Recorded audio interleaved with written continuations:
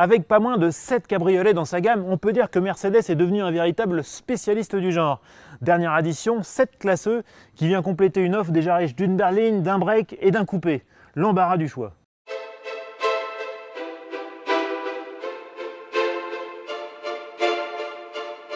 La toute nouvelle classe E cabriolet représente le milieu de gamme chez les modèles à 4 places Mercedes, en offrant plus d'espace et de technologie que la classe C cabriolet, mais sans atteindre la démesure de la classe S qui démarre à plus de 150 000 €.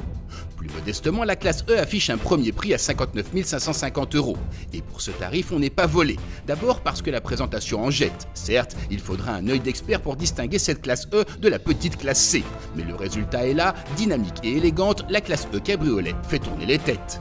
Dans l'habitacle, c'est idem, la finition de haut vol le dispute à la douceur du cuir, tandis que l'équipement est sans faille. Les plus technophiles seront ravis par la finition haute fascination de notre modèle d'essai, qui ajoute notamment une impressionnante instrumentation sur écran à cristaux liquides ou encore une sono Burmester comptant 13 haut-parleurs et 590 watts. Aux places arrière, on n'est pas si mal. Regardez, même un grand comme moi a de la place pour les jambes. Certes, on est un petit peu serré aux épaules, le dossier est très vertical, mais disons que pour un cabriolet 4 places, on est vraiment pas mal. La classe E cabriolet reprend les mêmes motorisations que le coupé, dont le V6 essence de 333 chevaux que nous avons choisi pour cet essai. Et comme ici dans l'arrière-pays niçois, c'est encore un peu l'été indien, on va en profiter et se faire une petite balade au soleil. C'est parti!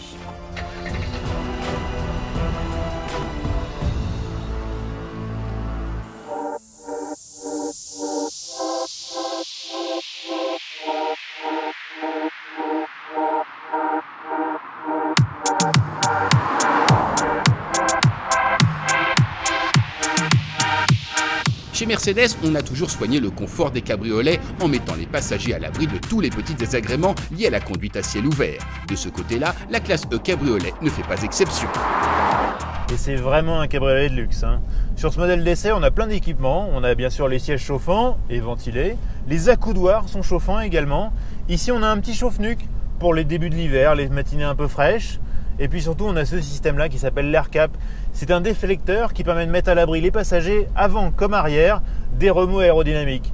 Et ça marche plutôt bien. Tous ces équipements permettent de profiter de son cabriolet tout au long de l'année, y compris lors des frimas hivernaux. Bien entendu, la capote a bénéficié des mêmes attentions.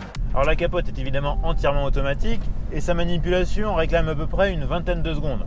Alors dit comme ça paraît un peu beaucoup, sauf qu'en fait on peut l'effectuer comme ça, en roulant, jusqu'à une vitesse de 60 km/h, ce qui permet de s'abriter à la première averse et de profiter de toutes les éclaircies.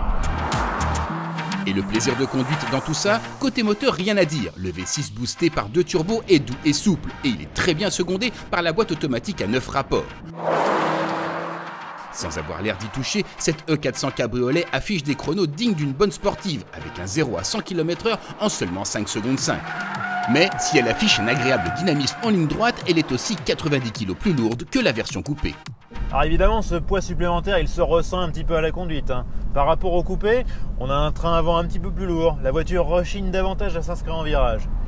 Bon, d'un autre côté, un cabriolet classe E, c'est plutôt fait pour la détente. On a plutôt envie d'adopter un train de sénateur, d'autant qu'on apprécie la douceur des suspensions, la qualité de l'insonorisation et puis la souplesse de cet excellent V6.